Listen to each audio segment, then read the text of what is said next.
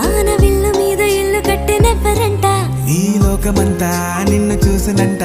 ఏ దిష్టి నిన్ను తాకకుండా ఇంటిలోనే దాచుకుంటా రంగు రంగు తారలన్నీ తొంగి తొంగి ఒక్కసారి చూస్తున్నా ఏంటిలా ఆ పైన లేని వెన్నెలంత నేల మీదకొచ్చినట్టు